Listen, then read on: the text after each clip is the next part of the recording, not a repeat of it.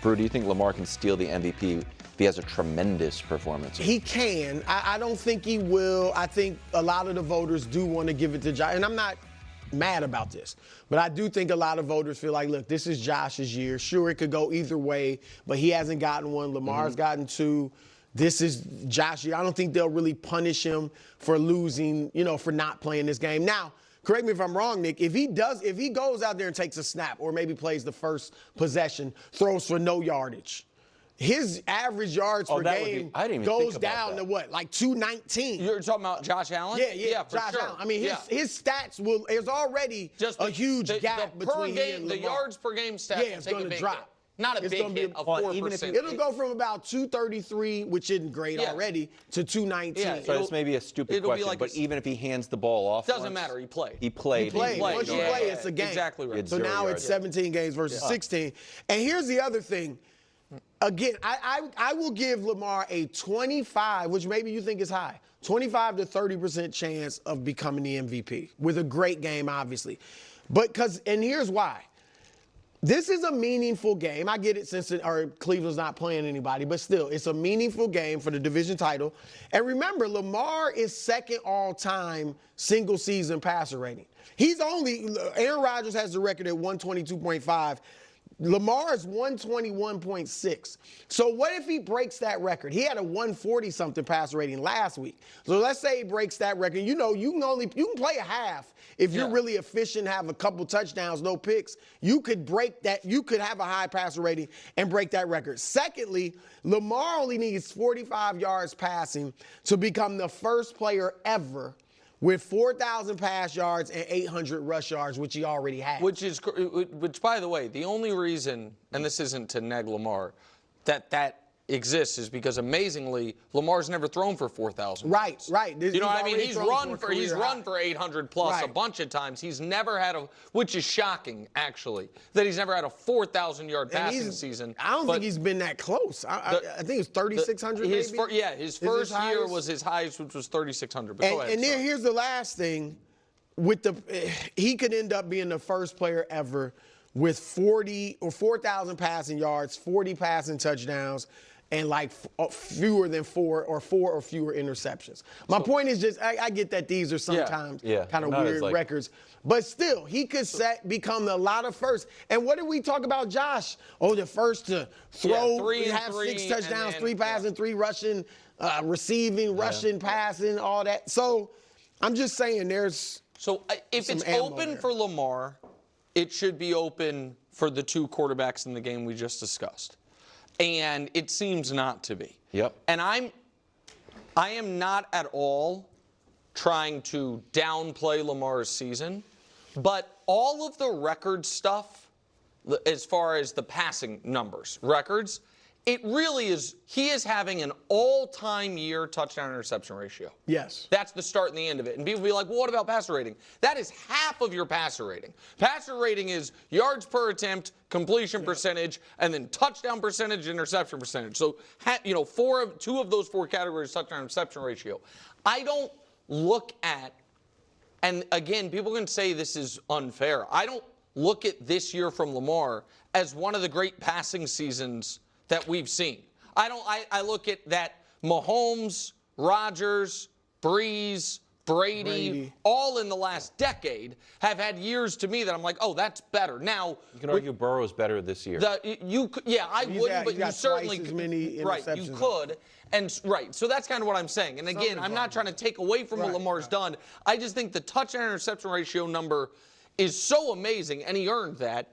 It is carrying so much of the weight of these historic stats because 3,950 yards passing through 16 games is nothing special historically at all. Here's the thing, though. The rushing yardage, with count. Lamar, you take into consideration, and I think going forward, more quarterbacks, Jaden, maybe Caleb, these numbers will be big. The rushing, obviously Josh Allen. And for Josh, this year the rushing is helping him, but in a different way, it's the touchdown. And the other thing, Nick, and people have come to realize nowadays, passing yards is not you know, it used to be like, oh, he threw for 5,000 yards. Empty calories. Yeah, it's kind of empty calories. If you're on a bad team or if you're always behind. Geno was up there leading the league for a while in passing yards. I'm just saying, though, it's not like that is this definitive stat. Yeah, I mean, look at Dak Prescott with his passing yards. I mean, we've seen that Tua, et cetera, especially when you have such dynamic wide receivers these days. But, okay, the reality is this, and I'm not getting in the whole conversation of who should be the MVP. We've already hashed that out so many different ways and so many different videos over, you know, week after week after week. And so, you know, there's no point in constantly rehashing this. You know, I don't need to, I understand what Nick is saying, but I'm not going to take the side of that this is, you know, hasn't been that impressive, and he's talking about Mahomes, what Mahomes did and what Brady did and what, you know, what Aaron Rodgers did. And it's funny, it's like he throws in Mahomes, but then like Lamar doesn't get the credit for what he's doing. And that's why I'm not looking at it just from a pure numbers of like crossing this threshold. And, you know, on one side, I'm always so conflicted of what some of these like specific things mean in terms of like a QB who has 4,000 yards and this rushing and this amount of touchdowns with less interceptions, like, because sometimes they are like very specific things. Like even Joe Burrow's record right now of games with at least 250 yards and 3 touchdowns. And it's like, okay, but what if it's like, you know, 200 yards and 4 touchdowns, or 350 yards, 450 yards, but 2 touchdowns? Like, you know, like it is. It's some days I'm like, yeah, that's great. And other days I'm like, who cares? So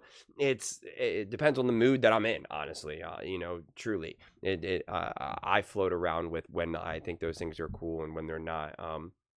But I don't think they should necessarily be defining factors, because then you do fall into a trap where like Nick is like, Mahomes, what Mahomes did is amazing. Well, Lamar did, not that special. And it's like, well, tell me why then. Tell me why you feel that way. You know, put it into words, please. Use your words.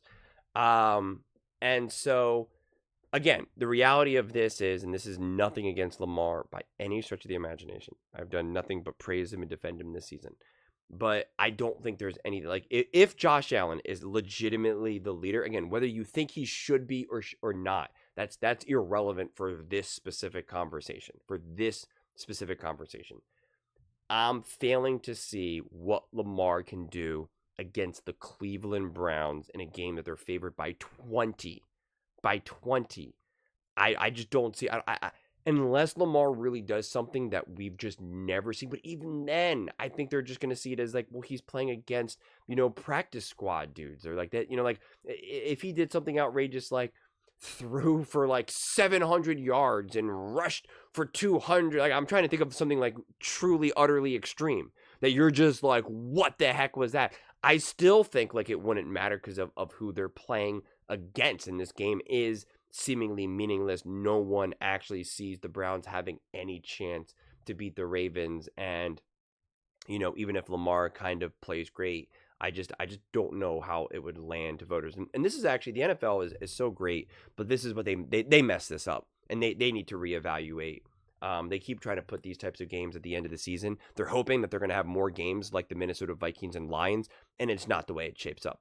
You have the Chiefs playing the Broncos. Doesn't matter for the Chiefs. Chiefs are all resting. You have the Ravens and the Browns. This game both matters and doesn't matter, but like there's really no chance the Browns are going to win, and the Browns want to lose. You have the Eagles versus the Giants. Eagles aren't playing. Giants also, you know, want to lose. Like, it's just, there's too many of these games that like fundamentally don't matter. They're these divisional games, and it's just like you're wasting these games. These games are supposed to be really exciting and intense, and you know, you want the Browns, you know, even if they're not fighting for the playoffs, you want them to try to play spoiler against the Ravens. And like, you know, same thing with the Broncos and the Chiefs. Like, it would be cool if the Chiefs were actually playing full strength and they're trying to spoil the Broncos' ability to get into the playoffs. But it's just, it's frustrating that this has really come down to this, because we have a ton of games that, quite frankly, are skippable games. I'm going to watch this game, but it's just going to be like, you know, like, am I going to take notes? I take notes on all my games, and I'm like, I don't know if I'm going to take notes for this game. Like, what point? I'm going to show up on Monday, make videos, and be like, that was a great game by Lamar. And it's just like,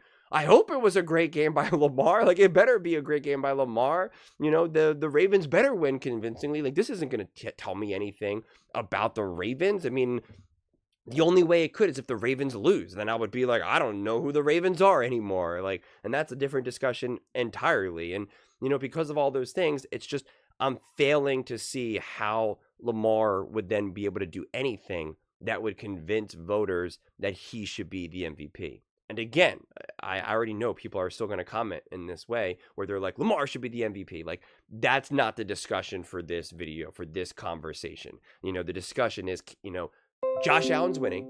Again, whether you like it or not, Josh Allen is winning. He's leading the MVP vote. It's pretty widely seen that, like, he's in the driver's seat. Can Lamar do anything to change that on Saturday against the Browns? And I don't see how. I just don't see what could possibly happen. If there was just more at stake, then maybe. And if both players needed to play and both needed to, like, get a win and needed to play well, and now only one does, Lamar Jackson does, and Josh Allen doesn't, then I could see it. That's not the case for either of these quarterbacks, for either of these teams. And, whatever happens, even with Josh Allen's stats, if he does play for a snap or whatever, and it now lowers it, like, I still don't see that mattering at all, honestly. I just don't see it. So unless you think those odds are completely just, like, inaccurate, which I don't believe they are, I think, historically they've been very accurate. So it just seems to me that this will be Josh Allen's MVP, right or wrong. And there's just, again, how much will Lamar even play? If they go up big in the first quarter, second quarter, it's just like, isn't Lamar also now going to sit out and not play the third and fourth quarter? I would imagine so, because the name of the game for the Ravens is also get the win, get the job, go up big, sit everyone, and, kind of use this as not obviously a bye, but just like, just again, get in, get out unscathed, and, on to the playoffs. We're ready now. So we'll have to kind of see how it officially unfolds, but yeah, we will see. But those are just my thoughts. I'd absolutely love to hear yours. What do you guys all think about the Baltimore Ravens and Lamar? Do you think Lamar can do anything to steal the MVP? And I guess I'll just ask this for fun. Should he have to steal the MVP from Josh Allen, or should he already be the MVP favorite? Let me know in the comments below. I read every single comment, so whether you agree with me or disagree with me, either way, let's get in some discussions. Let's get in some fights. But ultimately, let's just have some fun. And please do consider subscribing. We're building an amazing community here, and I absolutely love to see you part of it. I want to build something that we all genuinely feel connected to, something that we're really excited to be part of. I think we're on our way to doing it. And please don't forget to give this video a thumbs up, as it really does help the visibility and the algorithm. Thank you so much, and see you next time.